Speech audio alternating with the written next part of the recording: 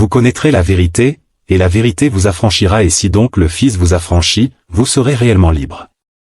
Jean 8 versets 32, 36. Je vous salue tous au nom de notre Seigneur Jésus-Christ de Nazareth, Yehoshua HaMashiach. Que sa paix et sa grâce vous soient totalement multipliées. J'espère que vous allez bien.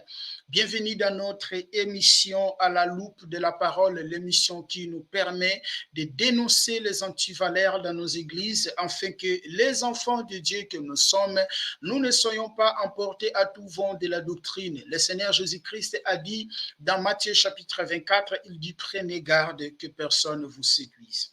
Prenez garde que personne ne vous séduise. Aujourd'hui, nous allons parler d'une vidéo d'un prophète nommé Ézéchiel qui a multiplié l'argent en plein culte.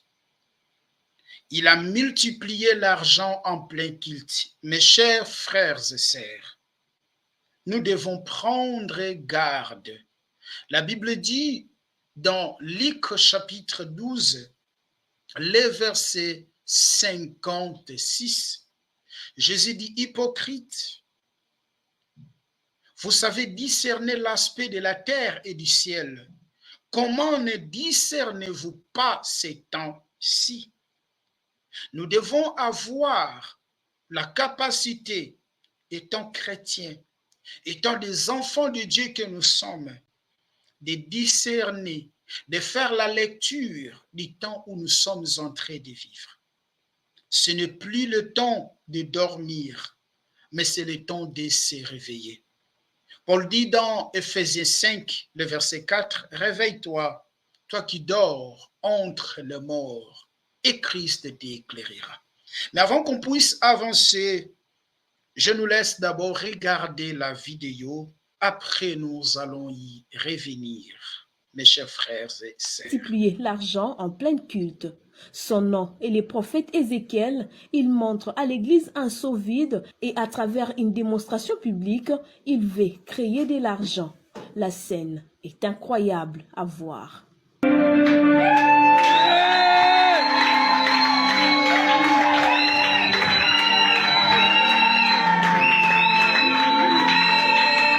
La seule question qui revient sur toutes les lèvres est de savoir si cette église est réellement du message, même si dans cette vidéo, on peut apercevoir derrière cet homme une photo de l'ange du Seigneur. Pouvons-nous qualifier une telle scène des miracles de Dieu ou une simple magie? En pleine église, il est dit dans la Bible que dans les derniers jours viendront des faux prophètes et des faux rois. Ils feront de miracles au point de séduire même les élus si cela était possible. Pour beaucoup, une telle chose ne s'est jamais produite dans les messages. Soyons prudents. Ouvre à ces gens que la spiritualité est juste. Je demande le profil de Jésus-Christ. Voilà, mes chers frères et sœurs. J'aimerais, avant qu'on puisse analyser cela à la lumière des Écritures, de lire avec vous Matthieu chapitre 4. Matthieu chapitre 24. Ça fait tellement mal de voir ce que nous sommes entrés de voir aujourd'hui dans nos églises. Mais il faut que ces choses arrivent. Je vais prendre Matthieu chapitre 24, le verset 1er, on va lire jusqu'au verset 13e. Écoutez. Comme Jésus s'en allait aux sorties du temple, ses disciples s'approchèrent pour lui en faire remarquer les constructions. Mais il leur dit, voyez-vous tout cela, je vous le dis en vérité, il ne restera pas ici pierre sur pierre qui ne soit renversée. Il s'assit sur la montagne des Oliviers. Et les disciples vinrent en particulier lui faire cette question. Dites-nous quand cela arrivera-t-il et quel sera le signe de ton avènement et de la fin du monde? Les disciples étaient en train d'estimer la beauté du temple. Et le Seigneur Jésus, Yehoshua, va leur dire, il ne restera pierre sur pierre qui ne soit renversée. Et les disciples maintenant vont poser la question lorsqu'ils étaient assis sur la montagne des Oliviers. Ils ont posé 3 questions importantes. Il dit, dites-nous quand cela arrivera-t-il et quel sera le signe de ton avènement et de la fin du monde. Or, la première question a été déjà accomplie, qui est la destruction du temple. Le temple a été détruit aux années 70. Et la deuxième question qu'ils ont posée, c'est avènement. L'avènement nous renvoie, mes chers frères et sœurs, dans son avènement, parce que le Seigneur Jésus-Christ viendra. Et la troisième question nous renvoie au signe de la fin du monde.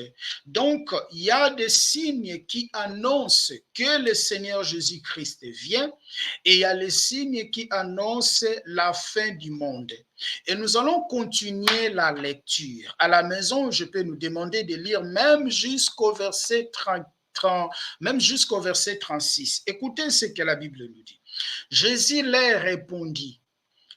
Prenez garde que personne ne vous séduise. Ici, Jésus est en train maintenant de parler les signes qui vont annoncer son avènement, qu'il est prêt de retourner, il est prêt de venir. Écoutez, Jésus leur répondit, prenez garde que personne ne vous séduise, car plusieurs viendront sous mon nom, disant, c'est moi qui suis le Christ.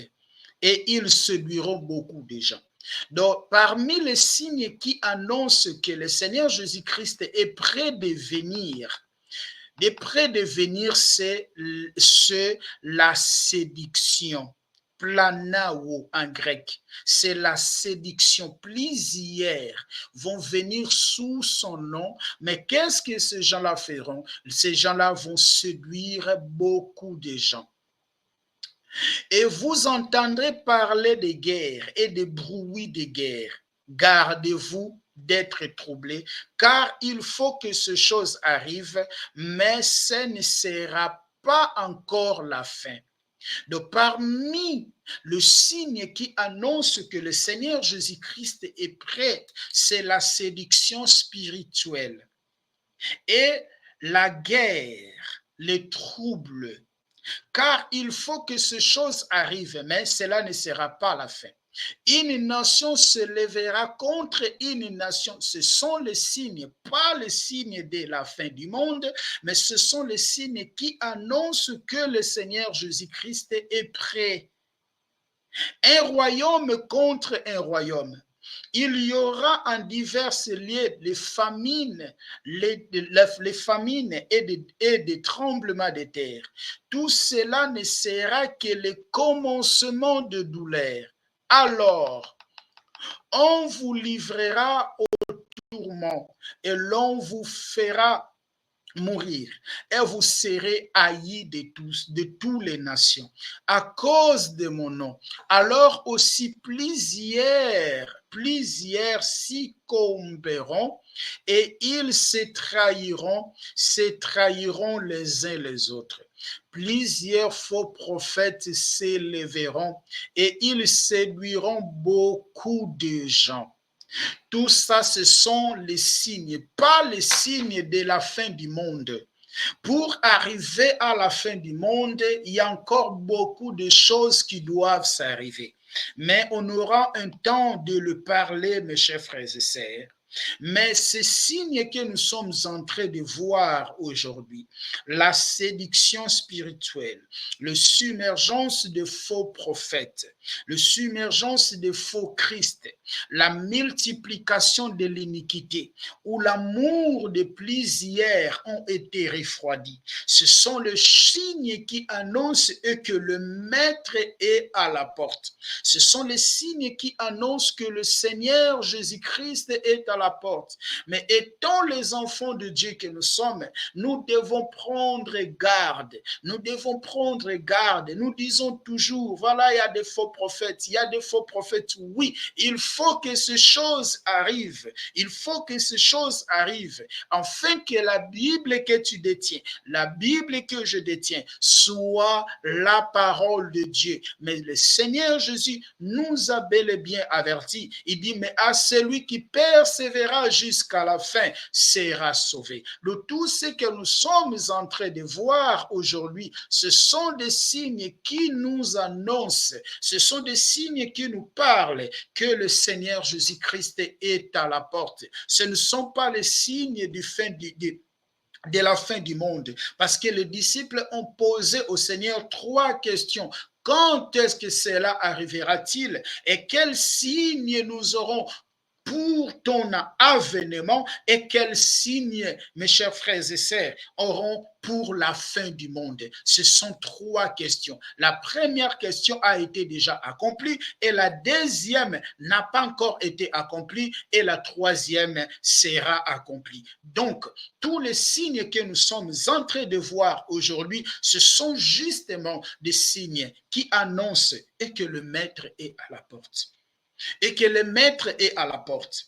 Il nous est demandé de faire attention à notre foi, de faire attention à notre foi. C'est pas en vain qu'il y a la séduction spirituelle. C'est pas en vain que nous sommes entrés à chaque fois que le Seigneur nous accorde l'opportunité de parler. Pourquoi? Parce que nous arrivons de faire la lecture du temps où nous nous sommes. Nous arrivons de faire la lecture du temps où nous nous sommes. Ce n'est plus le temps d'être égaré. Ce n'est plus le temps d'être égaré, mes chers frères et sœurs. Ce n'est plus le temps d'être comme les 5 folles qui ont permis que l'huile puisse terminer dans leur lampe. Mais c'est le temps d'éveiller. C'est le temps d'éveiller comme les 5 sages qui n'ont pas permis que l'huile puisse terminer dans leur lampe. Et nous sommes dans le temps de la séduction spirituelle. Beaucoup ont en train de sortir. Beaucoup sont en train de sortir. Sous prétexte étant les serviteurs de Dieu. Mais peut-être aussi on a des difficultés de savoir s'il est de lui, s'il n'est pas de lui, lorsque nous n'avons pas la connaissance des Écritures. C'est pour cela que nous sommes en train de parler. Mes chers frères et sœurs, ne permets pas, ne joue pas à ta foi. Lorsque une personne joue à ta foi, il joue avec ton éternité. Lorsqu'une personne joue à ta foi, mes chers frères et sœurs, il joue avec ton éternité. Ton salut ne dépend pas d'un pasteur, ton salut ne dépend pas d'un apôtre, ton salut ne dépend pas d'une église. Fais attention à ta foi, fais attention à ta foi. Si tu vois un homme, il est en train de t'enseigner des choses qui ne sont pas comme ça, mes chers frères et sœurs, quittez son église, quittez son église, quittez son église. Si tu vois un pasteur il ne t'enseigne pas, il te prêche seulement des futilités, quittez son église, car le temps où nous sommes, c'est un temps difficile où le Seigneur Jésus-Christ est à la porte. C'est pour cela que nous sommes en train de sonner la trompette afin que nous puissions réveiller, car le temps est mauvais. Paul va parler dans 2 Thessaloniciens chapitre 2. Écoutez ce que la parole nous dit dans 2 Thessaloniciens chapitre 2, avant qu'on puisse analyser cet acte de multiplier l'argent dans l'église, si la parole nous le permet de le faire, si c'est réellement la parole du Seigneur. Écoutez. Paul va dire, pour ce qui concerne l'avènement de notre Seigneur Jésus-Christ et notre réunion avec lui, nous vous prions, frères, de ne pas vous laisser facilement ébranler dans votre bon sens et de ne pas vous laisser troubler, soit par quelque inspiration, soit par quelques paroles ou par quelques lettres qu'on dirait venir de nous comme si le jour du Seigneur était déjà là. Paul dit à ce qui concerne l'avènement, or Alors, les disciples ont posé la question, dites-nous, quand ces choses arrivera et quels signes aurons-nous de ton avènement et de la fin du monde? J'attends souvent les gens dire, nous sommes à la fin du monde. Non, non, non, il y a encore beaucoup d'événements qui doivent passer pour arriver à la fin du monde. Mais ce que nous sommes en train de vivre, ce sont les événements, ce sont les événements qui annoncent que le Maître est à la porte. On continue la lecture, on va lire même jusqu'au verset 8. Écoutez. Que personne vous séduise, je vais sélectionner cela, je sélectionne, on va lire même au verset, même jusqu'au verset 9 ou jusqu'au verset 8, écoutez.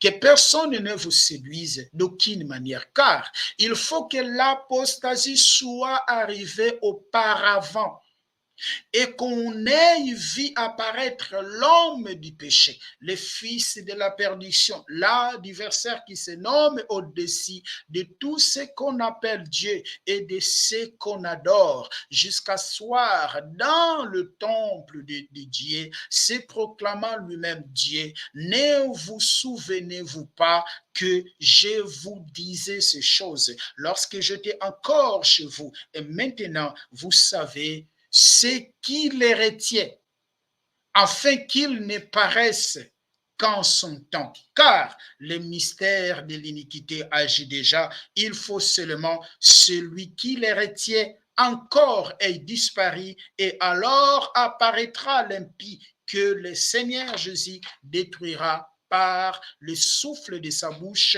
et qui anéantira par l'éclat de son avènement, mes chers frères et sœurs. Donc, je ne vais pas entrer en détail ici parce que c'est déjà l'eschatologie. Donc, mes chers frères et sœurs, je voulais justement nous annoncer à travers ce texte et que nous sommes en train de vivre les moments où le Seigneur Jésus, le moment où le fait qui annonce l'avènement du Seigneur Jésus, afin que vous et moi, nous soyons prêts.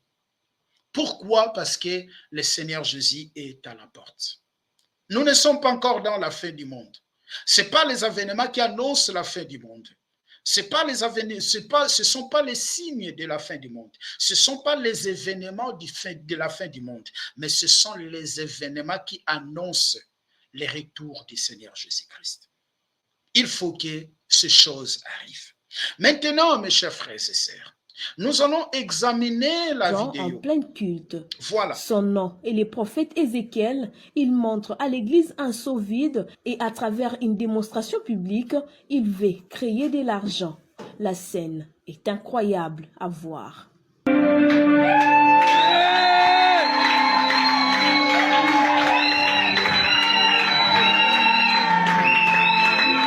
Voilà, il a multiplié l'argent en plein culte. Est-ce que, mes chers frères et sœurs, ça, c'est une pratique qui vient de Dieu ou c'est de la magie? Est-ce que c'est une pratique qui vient du Seigneur ou c'est de la magie? En plein culte, il va multiplier l'argent. Est-ce que d'abord, l'argent se multiplie par la prière? Nous avons l'exemple dans la Bible de quelqu'un qui a multiplié l'argent par la prière, mais nous avons les exemples dans le monde des féticheurs, des magiciens, des marabouts qui ont multiplié l'argent. Nous avons des exemples des magiciens, des féticheurs, des marabouts qui ont multiplié l'argent. Mais dans la Bible, nous n'avons pas cet exemple. Qu'est-ce que la Bible nous enseigne? Qu'est-ce que la Bible nous enseigne, mes chers frères et sœurs? Parce que la prière ne fera pas que l'argent puisse tomber du ciel.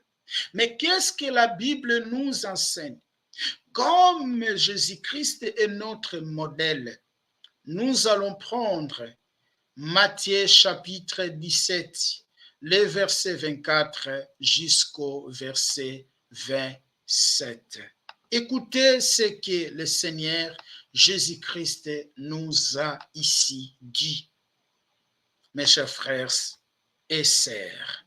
Matthieu chapitre 17, le verset 24 jusqu'au verset 27. Fais attention à ta foi. Lorsque quelqu'un est en train de jouer avec ta foi, il joue automatiquement à ton éternité. C'est pour cela que je nous ai dit, ne permets pas que quelqu'un joue à ta foi. Il faut vérifier ce qui est écrit. Lorsqu'ils arrivèrent à Capernaum, ceux qui percevaient le dé drachme s'adressèrent à Pierre. Ça, c'est qui percevaient les impôts dans d'autres versions de la Bible. Et lui dirent, votre maître ne paye-t-il pas les dé drachmes, c'est l'impôt, dans d'autres versions? Oui, dit-il. Quand il vit entrer dans la maison, Jésus les prévint et dit, qu'est ensemble, Simon, le roi de la terre, qui percevra-t-il des tribus ou des impôts de leurs fils ou des étrangers? Il lui dit, des étrangers. Jésus lui répondit, les fils sont donc exemples. Ok? Mais pour ne pas les scandaliser, va à la mer, jette la maison et tire les premiers poissons qui viendra. Ouvre-lui la bouche et tu trouveras un statère, prends-le et donne-le l'air pour moi et pour toi. Il fallait que Jésus et Pierre puissent payer l'impôt. Jésus a payé l'impôt pour se faire de l'exemple. Mais Jésus était capable aussi de prier pour que Dieu, à partir du ciel, Dieu faire tomber de l'argent. Pourquoi Jésus n'a pas prié que l'argent soit tombé du ciel? Parce que au ciel, mes chers frères et sœurs, nous n'avons pas une banque. Nous n'avons pas une banque. Pour que l'argent sorte de banque ou du banque céleste et tombé sur la terre. Pourquoi? Parce que cet argent a été fabriqué ici. C'est pour cela, un jour, on a ramené la pièce de monnaie au Seigneur Jésus pour lui demander, lui questionner sur l'impôt. Qu'est-ce que le Seigneur Jésus les avait dit? La figure qui est sur ces pièces de monnaie, c'est la figure de qui? Ils ont dit c'est de César. Jésus dit, rendre à César ce qui est à César et à Dieu ce qui est à Dieu. Mais qu'est-ce que Jésus va dire à Pierre? Jésus va dire à Pierre d'aller pêcher. Et quand Pierre va pêcher, il dit le premier poisson que tu prendras, ouvre sa bouche, tu trouveras dans sa bouche l'argent. Donc Jésus voulait ici passer un message. Et que pour que nous ayons les choses de ce monde, pour que nous ayons l'argent, il faut travailler. C'est pas par la prière. Pour que nous ayons l'argent, il faut que nous travaillions. L'argent sort du travail. L'argent ne sort pas dans la prière.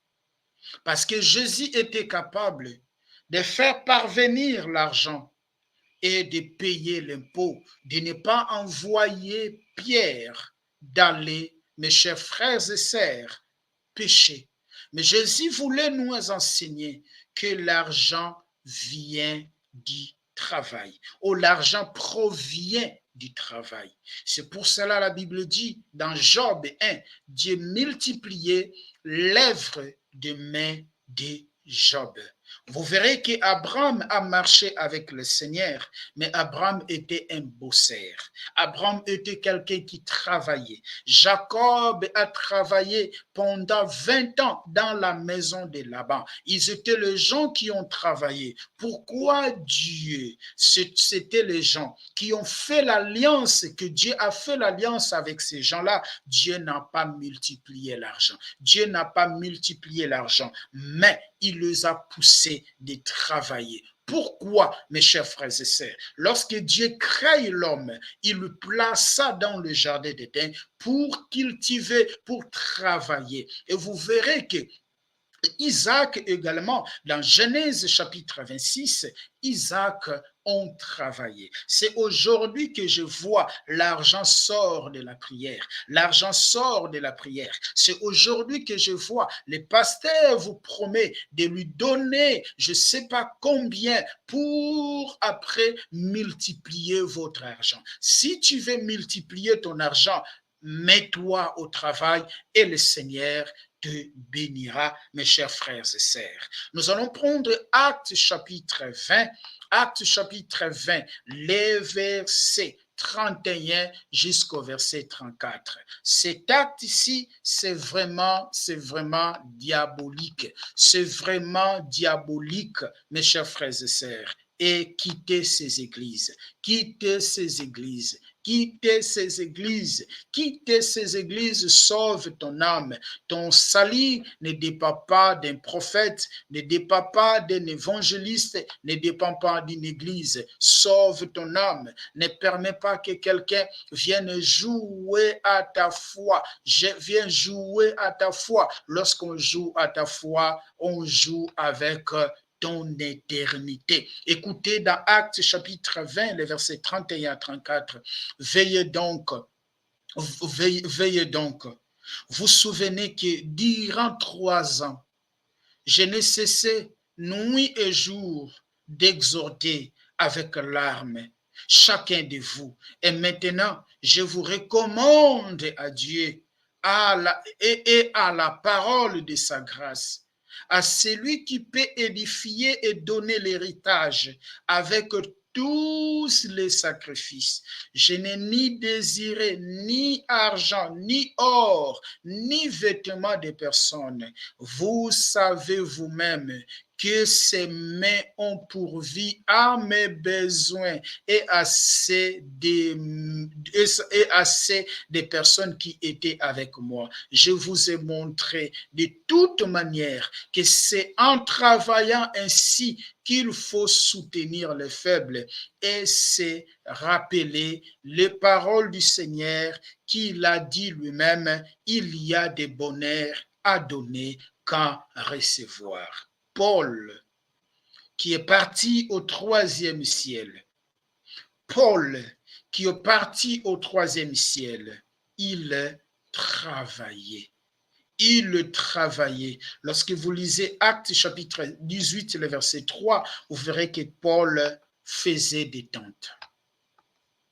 Paul faisait des tentes. De toutes ces pratiques que nous sommes en train de voir aujourd'hui, mes chers frères et sœurs, ça ne vient pas du Seigneur. Écoutez, ici, et comme il y avait le même métier d'émirer et ils faisèrent des tentes. Voilà, c'est ça. Vous pouvez commencer au verset 1er, je peux vous les sélectionner, les versets 1er jusqu'au verset 3e. Paul faisait des tentes pour se faire nourrir. Il ne priait pas où l'argent sortait, parce qu'au ciel, il n'y a pas un banque. Nous allons lire encore, mes chers frères et sœurs, dans 1 Corinthiens chapitre 4, les versets 12. Écoutez ce que la Bible dit, les versets 12, les versets 12, les versets 12, les versets 12, les versets 12, les versets 12, les versets 12, écoutez. nous nous fatiguons à travailler de nos propres mains injuriées, nous bénissons, persécutés et nous supportons. Cet homme travaillait, les apôtres travaillaient, Ils travaillaient, mes chers frères et sœurs. Mais aujourd'hui, l'argent sort par la prière. Ça, c'est de la magie. La Bible dit que prenez garde que personne vous séduise. On va prendre 1 Thessaloniciens chapitre 2. Et ces prophètes-là, soi-disant prophètes, il fait beaucoup de miracles. C'est pour cela que je nous ai toujours dit, ne soyez pas séduits. Pourquoi? Parce que quelqu'un fait des miracles. Écoutez, vous vous rappelez, frères, notre travail et notre peine, nuit et jour à l'œuvre, pour n'être à charge à aucun de vous. Nous vous avons prêché l'évangile de Dieu. Les apôtres travaillaient, Paul travaillait, jour et nuit travaillait pour ne pas être à charge des personnes. Également, dans 2 Thessaloniciens chapitre 3, les versets 18, il est écrit ainsi. Mes chers frères et sœurs, faisons attention. Faisons attention, s'il te plaît, fais attention. S'il te plaît, fais attention. S'il te plaît, fais attention. Ne suis pas un homme parce qu'il fait des miracles.